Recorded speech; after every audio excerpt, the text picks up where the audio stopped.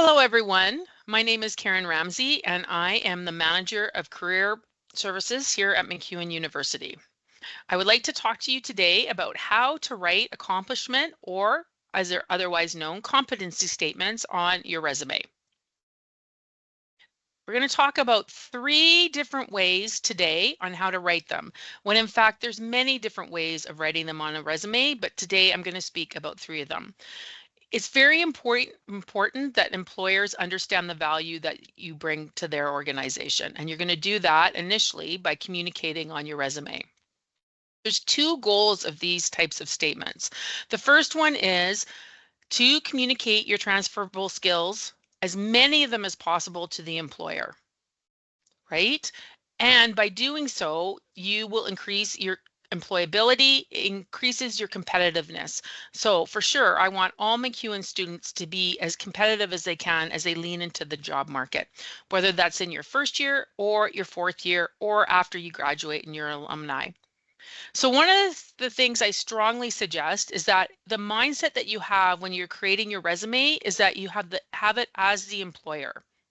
So don't make assumptions. If you say, worked at MacEwan as a research assistant and then you moved to something else without explaining what you did in that job, you're missing a huge opportunity to communicate some skills to an employer.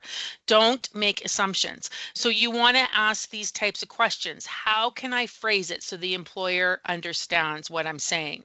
How will I phrase it so they get it? They get the richness of the jobs that I've had, right? Don't make an assumption that they've worked in the same type of job as you. In fact, make the opposite, that they've never done that job before.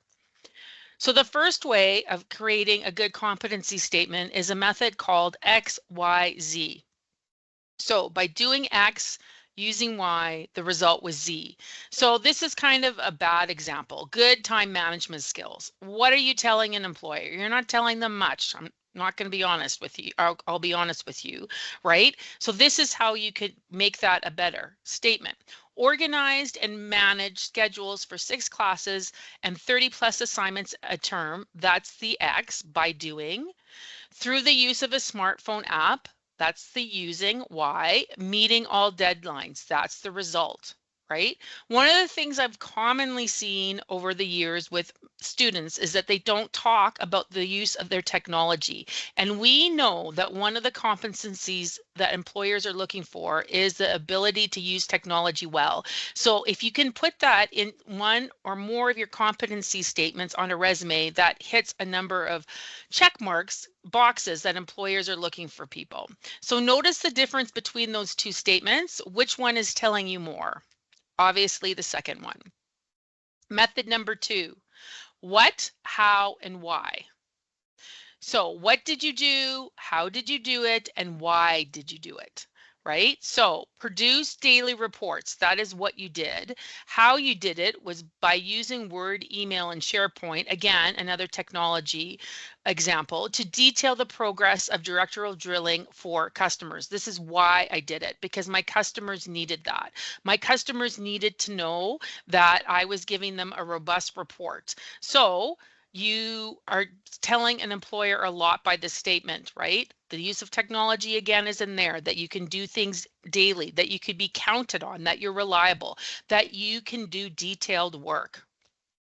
The third method is action, explain, and results. AER. So you have an action word at the top of your, or the beginning of your sentence.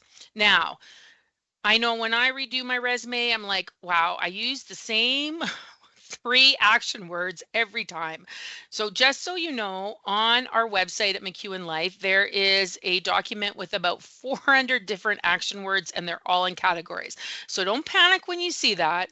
We've got tons of resources. So you have your action word, then you explain what you did, and then what are the results of your actions. So some examples: served customers in a fast-paced environment, providing service with a smile, fostering repeat clients. Right? So people are coming back because of the excellent customer service that you did in an environment that was very busy, and you still smiled, right? Can you see all the transferable skills in this statement when you read it, when the employer reads this? The second example is learn new software quickly, facilitating the flow of business and teaching others. So you have your first action word is you learned, but not only did you learn something new, you made it easier for you to teach others, right? So you're a team player. You collaborate with other people. You're facilitating the flow of business, right? So you're helping your organization. These statements say so much other than learn new software, right? You're adding to this. You're giving employers a lot of information. So here's a pro tip. What we always say to students, well, anybody that comes in for resume help, quite frankly, is that we are targeting the resume to the job posting. So, for example, one of your statements could be improve sales by greeting every customer and offering to help find specific products. So, in the job posting, it talks about sales. So you want to have the first part of the sentence, the first thing the employer is reading is improve sales, right? Let's suppose in a different job posting, it's talking about customer service. So you would start with greeted every customer, offered to help find specific products, thereby improving sales, right? So you're flipping it around depending on what the employer needs. Met learning styles through multimedia formats accommodating various learning styles. Sorry, met learning needs through multimedia formats accommodating various learning styles, right? So the first thing that we're reading about is that you are meeting the students or the client's needs by shifting and accommodating for them.